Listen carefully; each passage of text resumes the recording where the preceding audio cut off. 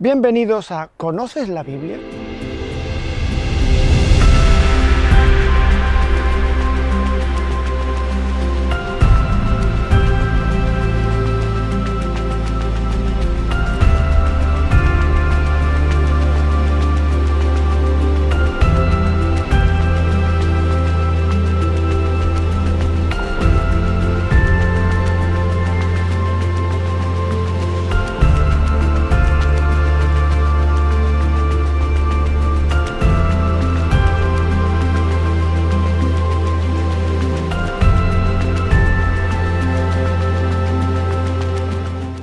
Hola a todos y bienvenidos a una nueva entrega de ¿Conoces la Biblia?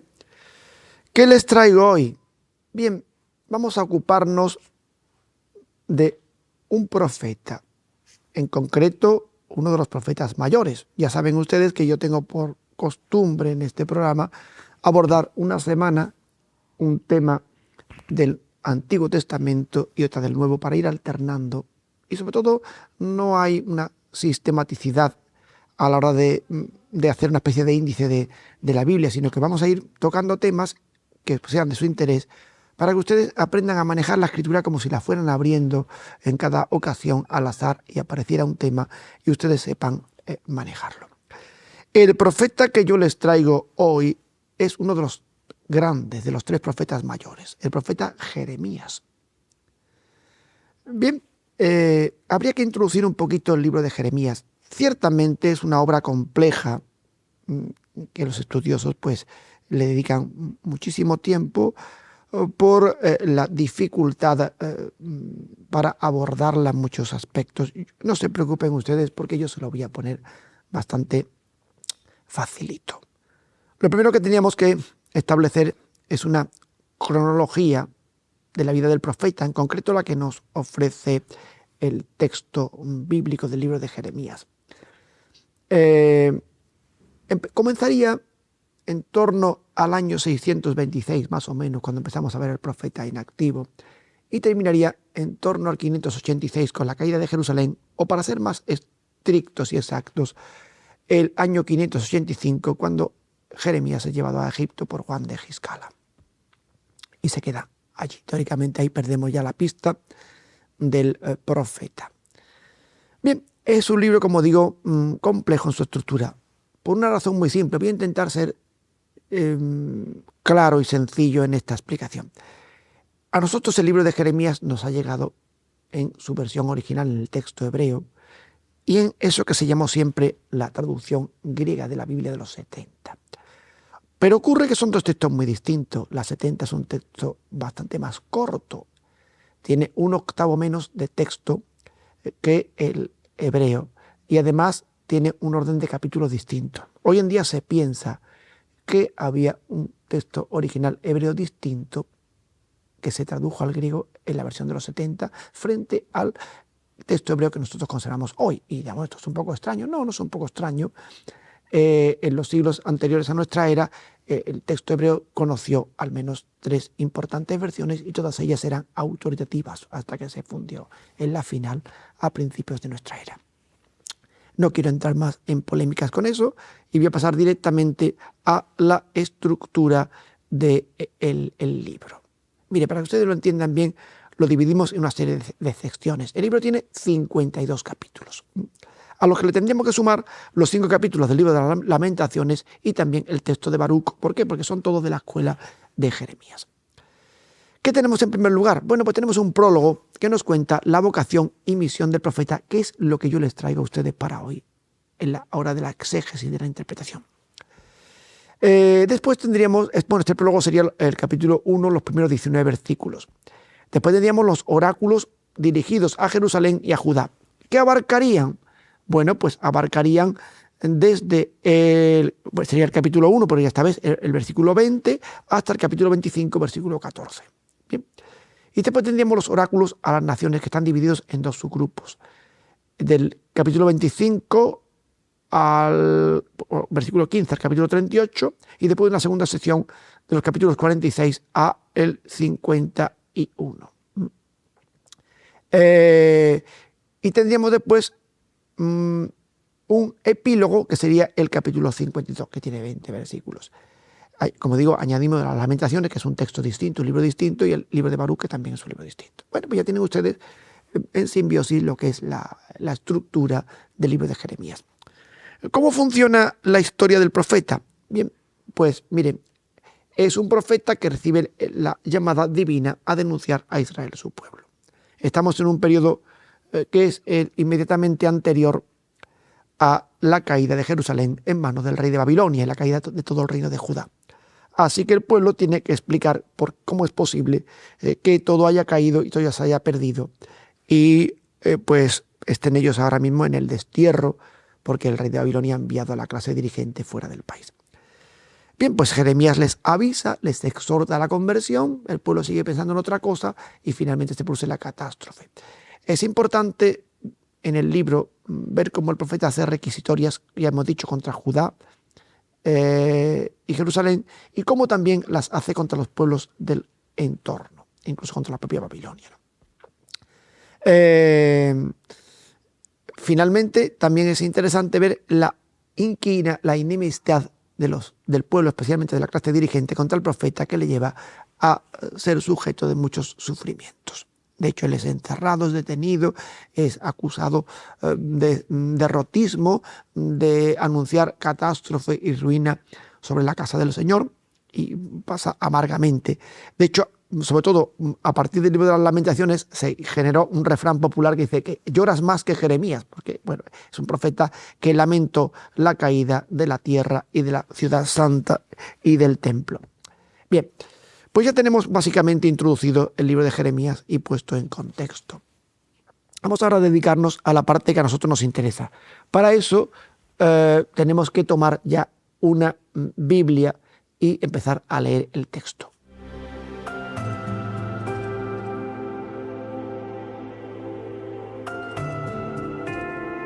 Bien, y hecha la introducción al libro y las circunstancias de la vida del profeta, aquí estamos ya con Biblia en mano, Biblia en ristre, para proceder a la exégesis. Tomen ustedes también sus Biblias y vamos a adentrarnos en la vocación del profeta.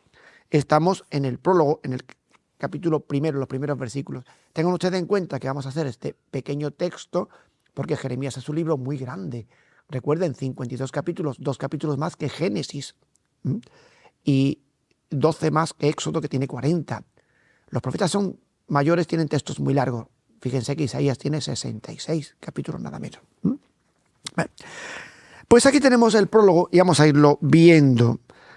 Si nos ponemos en el versículo 2, Jeremías es un... vamos al versículo 1 primero, vayamos por orden. Porque nos cuenta el linaje de Jeremías. Jeremías es hijo de Gilcías, de familia sacerdotal. No confundir a este Gilcías con uno que fue sumo sacerdote. Era sacerdote, pero no el sumo sacerdote. Por tanto, Jeremías es de familia sacerdotal y procede de un lugar llamado Anatot, en el territorio correspondiente a la tribu de Benjamín, la tribu benjaminita, la tribu de la que procede, recuerden ustedes, el rey Saúl. Bueno, pues la palabra de Dios se dirige a Jeremías en tiempos de Josías, hijo de Amón, rey de Judá. Josías es el santo rey Josías, el rey piadoso. Estamos a comienzo el año en torno a 626, Josías hace su reforma el 622, por ahí andamos, antes de Cristo, por supuesto, entiendan ustedes, antes de Cristo. Bien, el año 13 del reinado de Josías, estamos en torno al 626, como digo. Y entonces se dirige la palabra de Yahvé a Jeremías. ¿Qué le dice el Señor? Antes de formarte en el vientre de tu madre te conocí.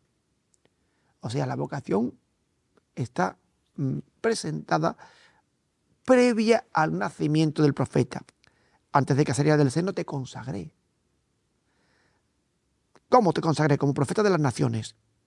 Y te constituí profeta para todos los pueblos, ¿no? Es decir, Jeremías tiene una vocación desde el vientre materno, igual que, por ejemplo, Ana consagra a Samuel desde antes de nacer. Bueno, el profeta tiene aquí, siempre ocurre en los textos proféticos, una objeción. Recuerden Isaías también se lo dirá al Señor. Y como yo, un hombre de labios impuros, que vivo en un pueblo de labios impuros, pues Jeremías hace lo mismo. Los profetas, cuando son enviados por el Señor, siempre presentan una objeción. Ven una misión muy grande para ellos y dicen, ¿y cómo voy a ser yo capaz de hacer esto, no?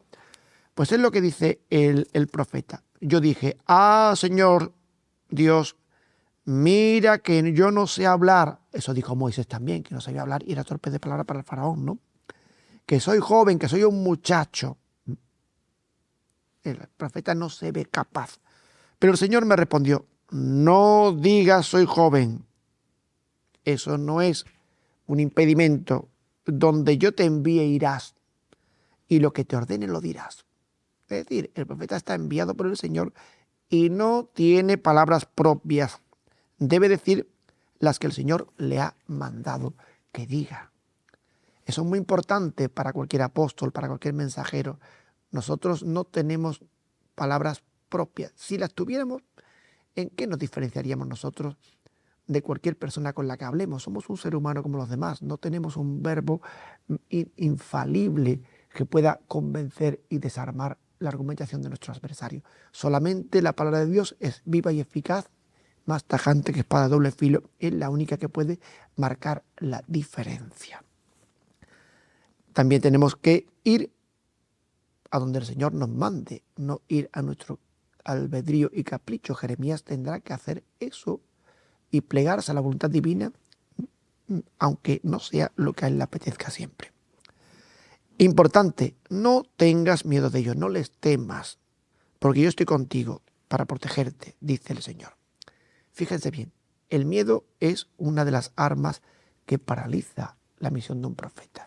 Si tenemos miedo al mundo, nunca podremos hacer nada. Si nos preocupa nuestra imagen, el qué dirán, que puedan difamarnos, que podamos tener mala prensa ante la gente, que puedan ponernos de vuelta y media. Si un mensajero del Señor, un presbítero, un laico comprometido o un jerarca de la iglesia tiene miedo, el mundo podrá con él, lo amedrentará y vivirá toda su vida en servilismo a las palabras del mundo y no a la palabra de Dios. Tenemos que sentir esa protección divina aunque los vientos arrecien y aunque nos pase de todo un poco en la vida. Y fíjese el versículo 9, el Señor extendió su mano, tocó mi boca y me dijo, yo pongo mis palabras en tu boca, lo que acabo de decir. Si la palabra del Señor está en nuestra boca, nuestro poder será fuerte. Te constituyo sobre las naciones y sobre los reinos para arrancar y destruir, derribar y deshacer, edificar y plantar. Es decir, la palabra de Dios puede derribar torreones, dirá San Pablo, y sofismas, puede plantar, puede construir, pero también puede demoler la falsedad. Es tan poderosa que causa miedo. Por eso el profeta auténtico siempre es perseguido, porque se le ve como un enemigo formidable que tiene una palabra que al final acaba aguijoneando las conciencias. Entonces hay que silenciarla como sea. Fíjense ustedes cómo hoy el mundo contemporáneo intenta desacreditar, ridiculizar y silenciar la palabra de Dios a toda costa. Porque es poderosa, porque penetra hasta el fondo de todo. Hasta donde se dice el texto sagrado, hasta donde se une el alma y cuerpo, ¿no? Será lo que dirá la carta a los hebreos también, ¿no? Bien. ¿Y qué es lo que hace el profeta? Pues bueno, queda constituido como una fortaleza, como un torreón fortificado al que por mucho daño que le hagan no acaban de vencer. Una columna de hierro, un muro de bronce, todas esas metáforas que elige el texto sagrado para presentar la palabra de Dios en boca del profeta como algo inamovible, como algo que prevalece ante toda persecución, ¿no? ¿Y quiénes son sus adversarios? Curiosamente, los jefes del pueblo, los sacerdotes y el pueblo de la tierra. Todos lucharán contra ti. Lo vas a pasar mal, pero no te podrán, porque yo estoy contigo para librarte, dice el Señor. Es decir, el profeta recibe una encomienda que es dura porque tiene que enfrentarse a su propio pueblo, a su propia gente. Fíjense ustedes, algunos tendrán la experiencia de que en su propia casa, donde hay gente que no es creyente, encuentran también el adversario, la crítica y la incomprensión. Pues el profeta la va a encontrar contra los líderes del pueblo, los líderes religiosos, contra el propio rey, contra el pueblo de la tierra. Todo el mundo estará enojado con él y todo el mundo querrá hacerle la guerra. Pero dice el Señor que al final la palabra prevalecerá y él será librado porque el Señor lo ampara y lo protege. Bueno, pues ya tenemos una hermosa vocación del profeta Jeremías que le va a dar valor y fortaleza para convertirse en el personaje insidioso para todos los demás, molesto, inoportuno, que tiene que decir palabras que nadie quiere escuchar, porque un profeta no tiene la misión de regalar los oídos de la gente. El profeta tiene que hablar lo que Dios le sugiere, aunque esto sea sal de la tierra que escueza en las heridas del alma que se han ido formando por el pecado. Así que el profeta aparece cualificado. Pero claro, esto no quiere decir que humanamente uno no sienta los golpes de la vida y de la gente. El profeta al final acaba acosando todos esos golpes y empieza a quejarse, ¿no? Sobre todo cuando Pashur, el comisario del templo, estamos en el capítulo 20 ya, lo detiene por profetizar contra la casa del Señor y lo pone en el cepo. Ya saben ustedes, era una especie de estructura de madera como unas esposas grandes para las manos y los pies. Y bueno, pues el profeta acaba siendo presa del desánimo y va a expresar al Señor su tragedia, se va a desahogar con el Señor. ¿Por qué se tiene que desahogar? Porque para sacar fuera sus miedos y sus angustias y para sentirse reconfortado con el Señor. Entonces él se lo cuenta, eso que dicen los psicólogos de la catarsis, cuenta sus males para que el Señor sea el desaguadero de su alma y le conforte.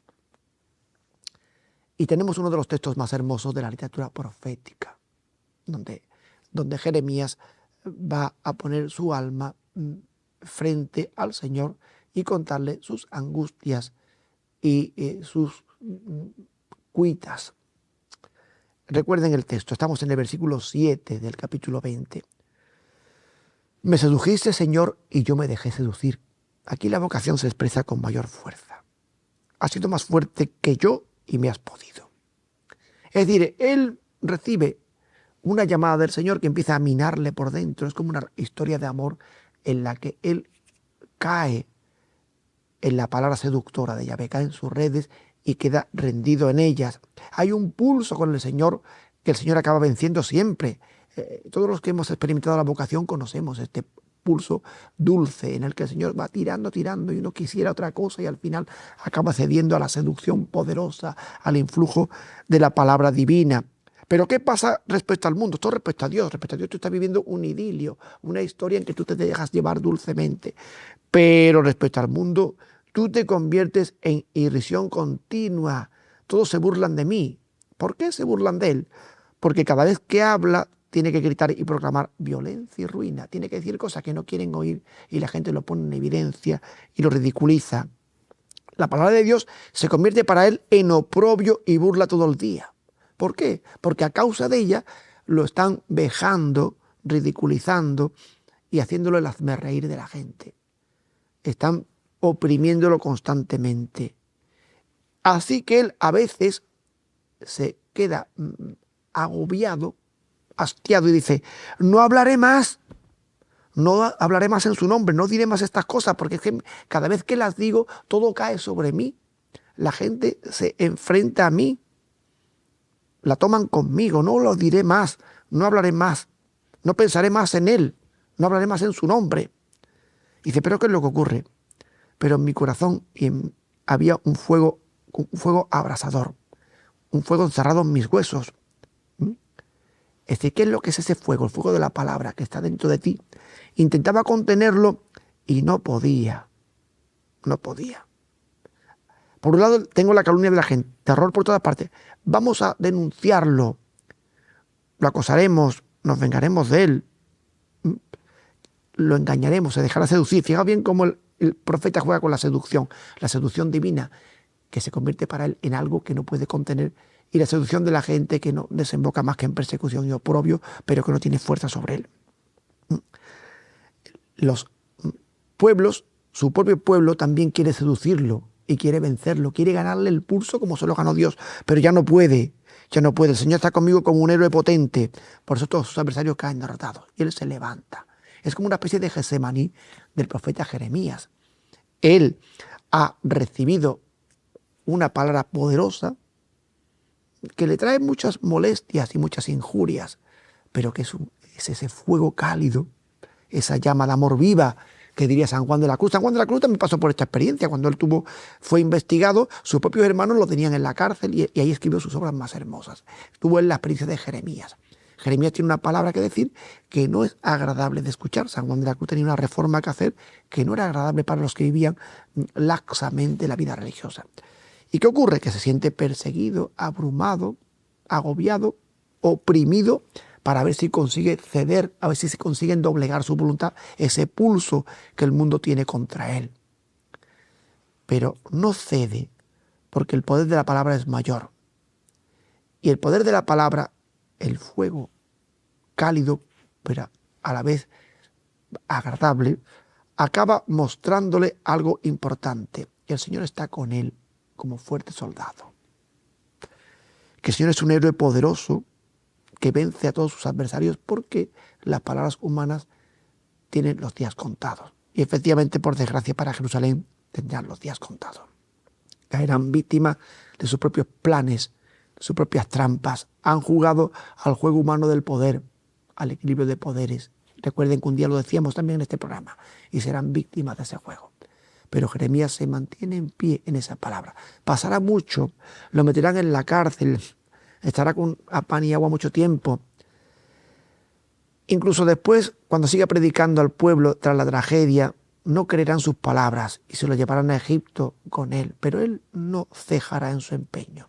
Una palabra ha sido plantada en su corazón que tiene poder para mostrar a los demás qué quiere Dios de ellos.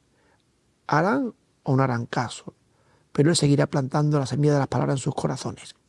Y por mucho que arrecien los vientos y le persigan, él seguirá firme en su voluntad, porque sabe que todo pasa, pero la palabra de Dios permanece para siempre. Fíjense qué hermosura de texto profético, cómo nos edifica la Escritura.